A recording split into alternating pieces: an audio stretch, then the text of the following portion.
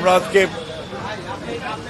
প্রধান উপদেষ্টা মহোদয়ের কাছে এসেছিলাম আমাদের কতগুলো রাজনৈতিক কনসার্ন নিয়ে কথা বলার জন্য।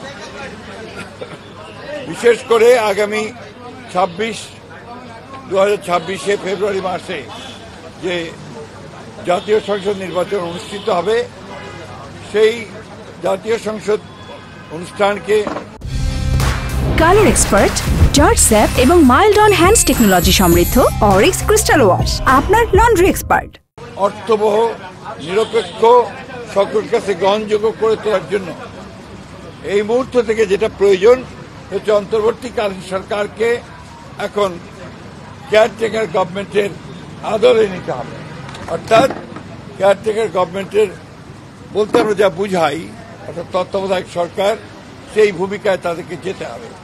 ও সেই জন্য প্রথমেই যে বিষয়টির প্রয়োজন হবে তা হচ্ছে প্রশাসনকে পুরোপুরিভাবে নিরপেক্ষ একটা ধারণা জনগণের মধ্যে তৈরি করতে হবে।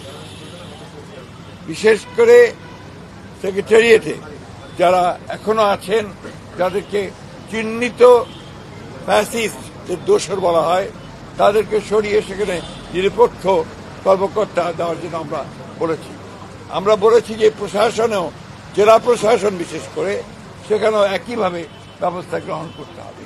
এবং আমরা কিছু কিছু কথা বলে এসেছি যেগুলো আমরা মনে করেছি যে তারা এখনো সেই পুরনো সরকারের, ফ্যাসিস্ট সরকারের স্বার্থ পূরণ করছে, তাদেরকে অপসারণের কথা আমরা বলেছি।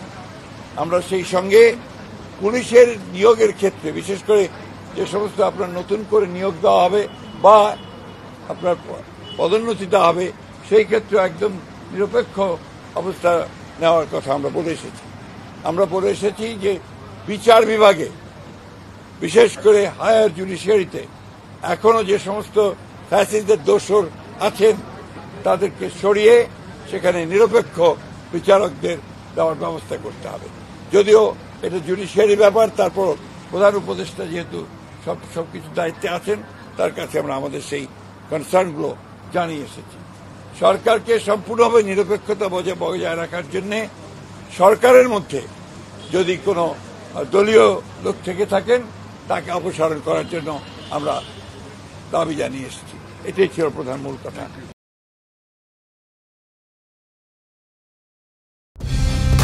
কালার এক্সপার্ট, জর্জ স্যাপ এবং মাইল্ড অন হ্যান্ডস টেকনোলজি সমৃদ্ধ অরিক্স ক্রিস্টাল ওয়াশ আপনার লন্ড্রি এক্সপার্ট।